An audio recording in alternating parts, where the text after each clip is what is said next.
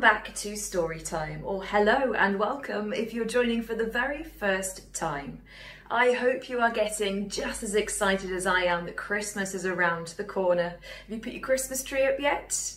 I haven't, but I'm very excited to be starting my Advent calendar.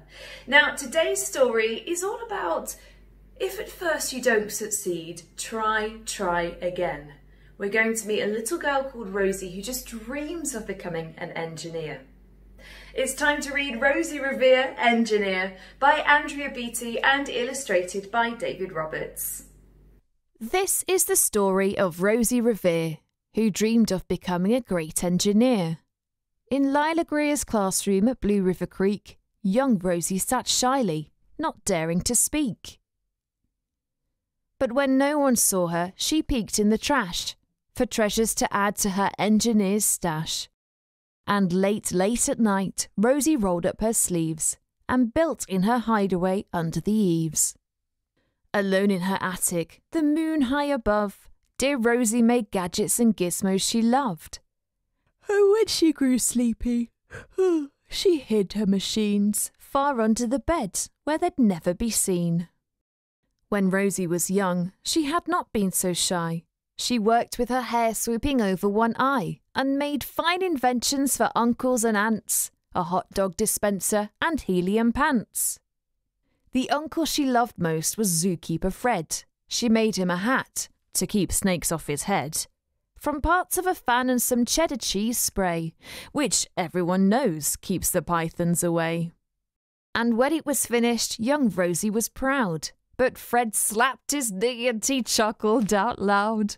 Oh, he laughed till he wheezed and his eyes filled with tears, all to the horror of Rosie Revere, who stood there embarrassed, perplexed and dismayed. She looked at the cheese hat and then looked away. I love it, Fred hooted. Oh, truly I do. But Rosie Revere knew that could not be true. She stuck the cheese hat on the back of her shelf, and after that day kept her dreams to herself. And that's how it went until one autumn day, her oldest relation showed up for a stay.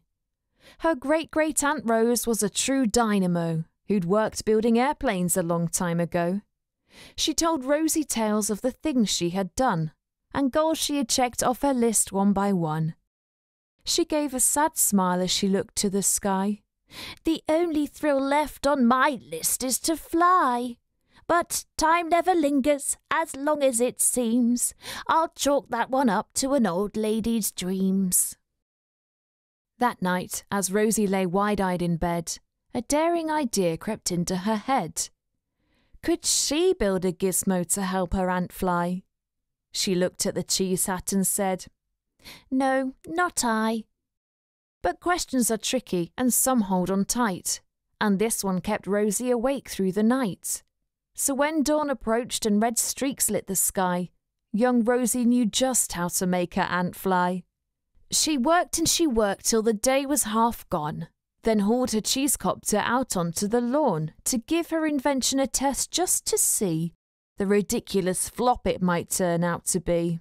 Strapped into the cockpit, she flipped on the switch. The Helio cheesecopter sputtered and twitched. It floated a moment and whirled round and round, then froze for a heartbeat and crashed to the ground. Then Rosie heard laughter and turned round to see the old woman laughing and slapping her knee.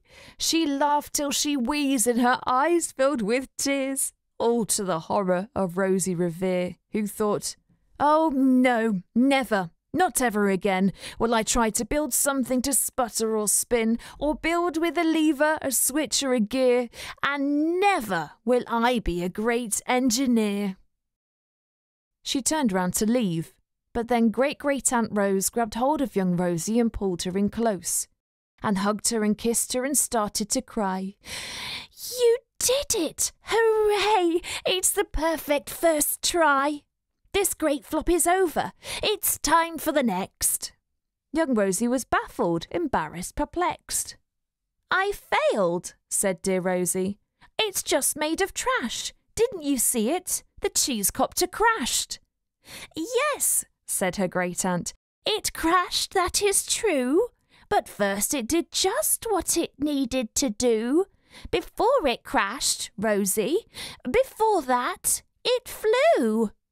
Your brilliant first flop was a raging success. Come on, let's get busy and on to the next.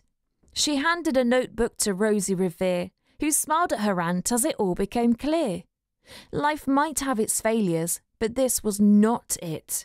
The only true failure can come if you quit. They worked till the sun sneaked away to its bed.